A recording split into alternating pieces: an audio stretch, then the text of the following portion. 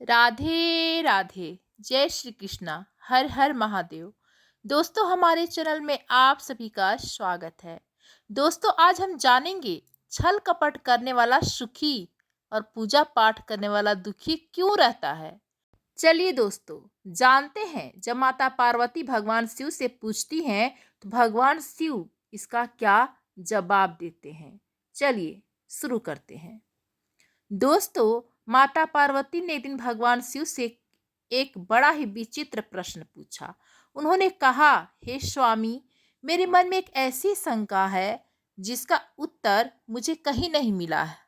मैं संसार को देखती हूँ, कई लोग छल करते हैं, झूठ बोलते हैं, दूसरों का हक छीनते हैं, लोगों को धोखा देते हैं, फिर वे सुखी दिखाई देते हैं। उनके पास धन है, प्रतिष्ठा है, वैभव है। दूसरे ओर कई लोग पूजा पाठ करते हैं, ईश्वर का नाम लेते हैं, धर्म का पालन करते हैं, फिर भी उनके जीवन में दुख दुख दिखाई देता है। क्यों स्वामी, क्या ईश्वर अन्याय करते हैं?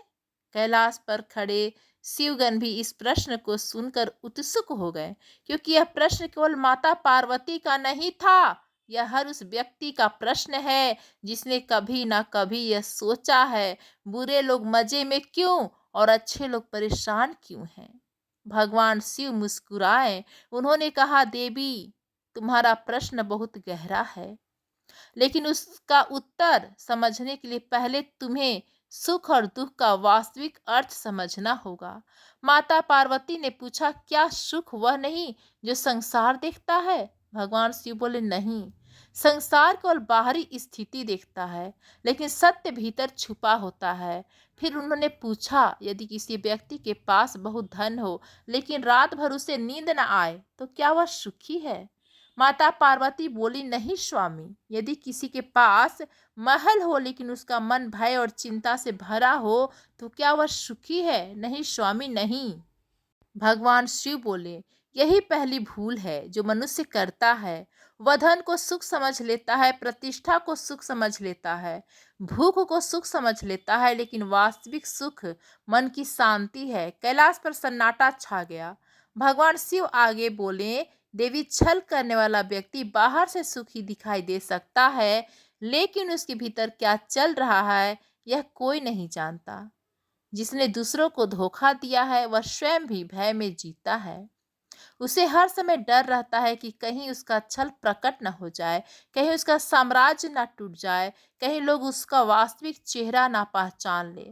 ऐसा व्यक्ति बाहर से हंस हंस सकता है, लेकिन भीतर से कभी शांत नहीं होता।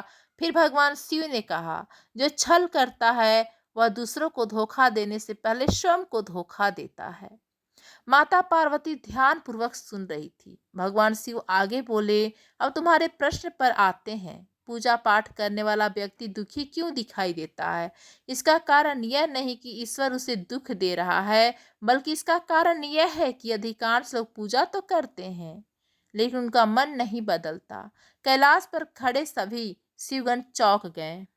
भगवान शिव ने कहा, देवी, केवल माला फेरने से ज्ञान नहीं आता, केवल मंदिर जाने से मुक्ति नहीं मिलती, केवल शास्त्र पढ़ने से सत्य प्राप्त नहीं होता। यदि भीतर लोभ, क्रोध, ईर्ष्या, अहंकार और भय वैसे ही बने रहे तो पूजा केवल एक क्रिया बनकर रह जाती है। फिर उन्होंने एक उदाहरण दिया, यदि कोई व्यक्ति प्रतिदिन स्नान करे लेकिन कभी वस्त्र ना बदले तो क्या वह वास्तव में स्वच्छ होगा? पार्वती माता बोली, नहीं स्वामी। भगवान शिव बोले, ठीक वैसे ही जो व्यक्ति केवल बाहरी पूजा करता है लेकिन भीतर की अशुद्धियों को नहीं देखता, उसकी स्थिति भी वैसी ही है। फिर उन्होंने कहा, ईश्वर को फूल नहीं चाहिए, बदला हुआ हृदय चाहिए। ईश्वर को दीपक नहीं, जगा हुआ विवेक चाहिए। ईश्वर को शब्द नहीं, शुद्ध चेतना चाहिए। कैलाश पर गहरा मौन छा गया। माता पार्वती के मन में एक और प्रश्न उठा। उन्होंने पूछा, स्वामी, लेकिन फिर भी कई बार ऐसा लगता है कि दुष्ट लोग जीवन भर सुख भोगते हैं और सज्जन लोग संघर्ष करते रहते हैं। भगवान शिव मुस्कुराए। उन्होंने कहा, देवी, तुम केवल एक दृश्य देख रही हो, पूरा नाटक नहीं। तुम केवल वर्तमान देख रही हो, कर्मों का पूरा इतिहास नहीं। जो आज दिखाई दे रहा है वह अंतिम सत्य नहीं है। संसार का हिसाब मनुष्य की दृष्टि से नहीं, कर्म के नियम से चलता है। फिर उन्होंने गंभीर स्वर में कहा, यही वह रहस्य है जिसे समझे बिना लोग ईश्वर पर भी प्रश्न उठाने लगते हैं। कर्म कैसे काम करता है? क्यों क्यों कभी दुष्ट व्यक्ति सुखी दिखाई देता है और क्यों कभी सज्जन व्यक्ति दुख से गुजरता है? भगवान शिव बोले, देवी, इसका उत्तर बहुत गहरा है। माता पार्वती ने उत्सुकता से पूछा, स्वामी, यदि संसार कर्म के नियम से चलता है तो फिर ऐसा क्यों दिखाई देता है कि कई दुष्ट लोग सुख भोग रहे हैं और कई सज्जन लोग दुख सह रहे हैं? भगवान शिव मुस्कुराए। उन्होंने कहा, देवी, क्योंकि तुम केवल वर्तमान देख रही हो, कर्मों का पूरा लेखा जोखा नहीं। मनुष्य का जीवन एक दिन, एक वर्ष या एक जंग की कहानी नहीं है, यह अनगिनत कर्मों की लंबी यात्रा है। फिर भगवान शिव ने एक किसान का उदाहरण दिया। उन्होंने कहा, कल्पना करो कि एक किसान ने वर्षों पहले आम का वृक्ष लगाया था। आज वह मीठे आम खा रहा है। उसे देखकर कोई व्यक्ति कहे, यह तो अभी कुछ कर भी नहीं रहा, फिर भी फल खा रहा है। लेकिन वह यह नहीं देखता कि बीज बहुत पहले बोया गया था। ठीक वैसे ही आज जो सुख या दुख दिखाई दे रहा है, उसका कारण हमेशा वर्तमान कर्म नहीं होते, अक्सर वे पुराने कर्मों के फल होते हैं। कैलाश पर खड़े सभी शिवगण ध्यान से सुन रहे थे। भगवान शिव बोले, आज का सुख कल के कर्मों का फल हो सकता है और आज का दुख भी किसी पुराने कर्म का परिणाम हो सकता है। माता पार्वती ने पूछा, तो क्या इसका अर्थ है कि जो छल कपट कर रहा है उसे कोई दंड नहीं मिलेगा?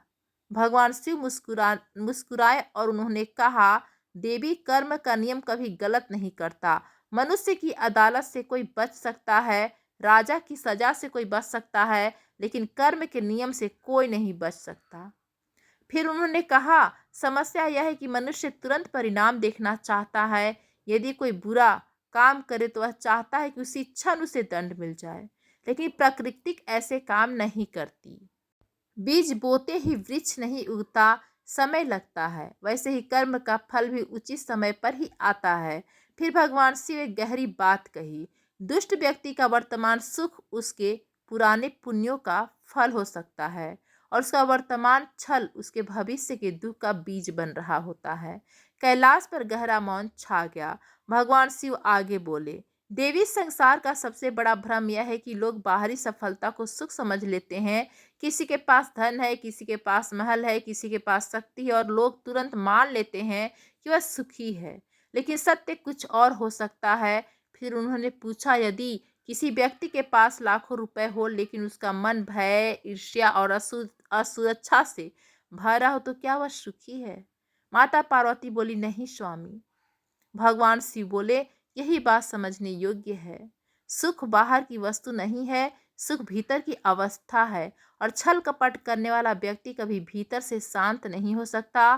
फिर उन्होंने कहा, जिसे अपनी झूठी छवि बचानी पड़े वह स्वतंत्र नहीं है। जिसे हर समय पकड़े जाने का डर हो वह स्वतंत्र नहीं है। जिसे अपने लाभ के लिए दूसरों को धोखा देना पड़े वह स्वतंत्र नहीं है। जहाँ भय है वहाँ सुख नहीं हो सकता, जहाँ छल है वहाँ शांति नहीं हो सकती। माता पार्वती ने सिर हिलाया। अब उनके मन में एक और प्रश्न उठा। उन्होंने पूछा, स्वामी, लेकिन पूजा पाठ करने वाला व्यक्ति दुख से क्यों गुजरता है? भगवान शिव बोले, क्योंकि लोग पूजा को सौदा बना लेते हैं। कैलाश पर खड़े सभी शिवगण चौंक गए। भगवान शिव बोले, वे सोचते हैं मैं पूजा करूंगा तो भगवान मुझे सुख देंगे, मैं व्रत रखूंगा तो मेरी इच्छा पूरी होगी, मैं मंदिर जाऊंगा तो मेरे दुख समाप्त हो जाएंगे, लेकिन यह भक्ति नहीं, यह लेन देन है। फिर उन्होंने कहा, सच्ची पूजा का उद्देश्य दुख मिटाना नहीं, अज्ञान मिटाना है। सच्ची भक्ति का उद्देश्य संसार बदलना नहीं, स्वयं को बदलना है। सच्चा साधक ईश्वर के पास मांगने नहीं जाता, वह स्वयं को जानने जाता है। कैलाश पर खड़े सभी शिवगण मंत्र मुग्ध होकर सुन रहे थे। भगवान शिव बोले, यदि कोई व्यक्ति पूजा पाठ करता है लेकिन हर छोटी बात पर क्रोधित हो जाता है, यदि वह जप करता है लेकिन भीतर ईर्ष्या भरी हुई है, यदि वह मंदिर जाता है लेकिन अहंकार नहीं छोड़ता, तो उसकी पूजा केवल एक आदत है, आध्यात्मिक परिवर्तन नहीं। फिर उन्होंने कहा, पूजा का मूल्य घंटों में नहीं, उसके प्रभाव में है। यदि पूजा के बाद भी मन वैसा ही है तो पूजा अधूरी है। माता पार्वती अब धीरे धीरे इस रहस्य को समझने लगी थी। लेकिन भगवान शिव ने कहा, देवी अभी एक और गहरा सत्य बाकी है। वास्तविक सुख क्या है? क्यों ज्ञानी व्यक्ति दुख में भी शांत रहता है और अज्ञानी व्यक्ति सुख के बीच में भी दुखी रहता है? यही इस प्रश्न का अंतिम उत्तर है। माता पार्वती ने उत्सुकता से पूछा, स्वामी वास्तविक सुख क्या है? क्यों कुछ लोग सब कुछ होते हुए दुखी रहते हैं और कुछ लोग कठिन परिस्थितियों में भी शांत रहते हैं? भगवान शिव मुस्कुराए। उन्होंने कहा, देवी, क्योंकि सुख वस्तुओं में नहीं दृष्टि में होता है। संसार की सबसे बड़ी भूल यह है कि मनुष्य को सुख बाहर खोजता है। वह सोचता है जब मुझे धन मिलेगा तब मैं सुखी हो जाऊंगा, जब मुझे सम्मान मिलेगा तब मैं सुखी हो जाऊंगा, जब मेरी इच्छाएं पूरी हो जाएंगी तब मैं सुखी हो जाऊंगा। लेकिन ऐसा कभी नहीं होता। एक इच्छा पूरी होती है, दूसरी पैदा हो जाती है, दूसरी पूरी होती है, तीसरी खड़ी हो जाती है और मनुष्य पूरी जिंदगी इच्छाओं के पीछे भागता रहता है। कैलाश पर गहरा मौन छा गया। भगवान शिव आगे बोले, जिस सुख का कारण बाहर है उसका अंत निश्चित है, और जिसका अंत निश्चित है वो वास्तविक सुख नहीं हो सकता। माता पार्वती ने पूछा, तो वास्तविक सुख कहाँ है? भगवान शिव बोले, जब मन इच्छाओं के शोर से मुक्त हो जाता है, जब मन तुलना करना छोड़ देता है, जब मन दूसरों को देखकर स्वयं मापना बंद कर देता है, तब जो शांति प्रकट होती है वही वास्तविक सुख है। फिर उन्होंने कहा, देवी, छल कपट करने वाला व्यक्ति चाहे बाहर से कितना भी सफल दिखाई दे, उसका मन कभी शांत नहीं होता, क्योंकि उसका सुख वस्तुओं पर आधारित है और वस्तुएं बदलती रहती हैं। जिसका सुख बदलती चीज़ों पर टिका है, उसका सुख भी बदलता रहेगा। फिर भगवान शिव ने एक उदाहरण दिया। एक व्यक्ति समुद्र के किनारे रेत का महल बनाता है। वह उसे देखकर प्रसन्न होता है, लेकिन जैसे ही लहरें आती हैं उसका सुख दुख में बदल जाता है, क्योंकि उसका आनंद किसी अस्थायी चीज पर आधारित था। यही संसार का खेल है। कैलाश पर खड़े सभी शिवगण मंत्र मुग्ध होकर सुन रहे थे। भगवान शिव बोले, अब उस साधक को देखो जो सच्चे मन से पूजा करता है।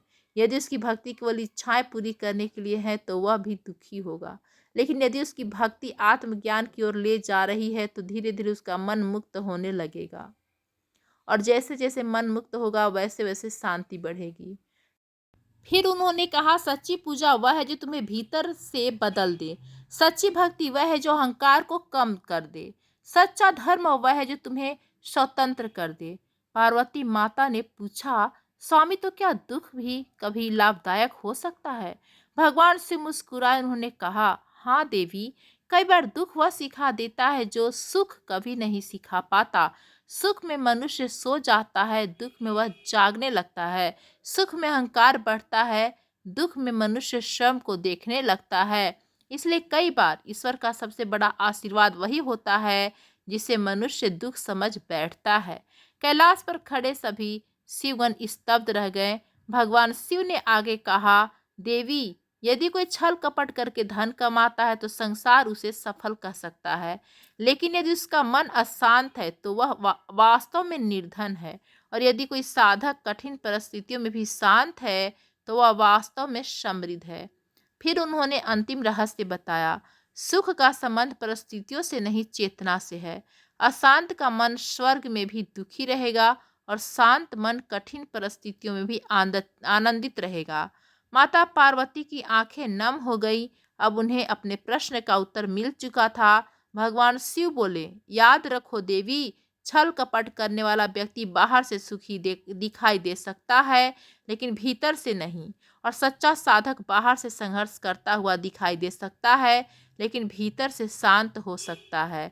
संसार चेहरे चेहरे देखता है, लेकिन सत्य चेतना को देखता है।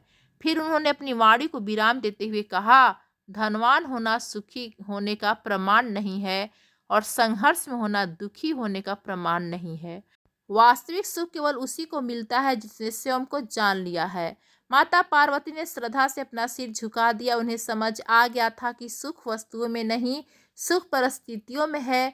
सुख दूसरों से आगे निकलने में नहीं, सुख अपने वास्तविक स्वरूप को पहचानने में है। यदि भगवान शिव का अमर संदेश है, जो स्वयं को जान गया वह सुखी हो गया और जो संसार में उलझा रहा वह खोजता ही रह गया। यदि भगवान शिव का अमूल्य ज्ञान आपके हृदय को छू लिया हो तो हमारे वीडियो को लाइक करें, चैनल को सब्सक्राइब करें और जितना हो सके शेयर करें। धन्यवाद फ्रेंड्स।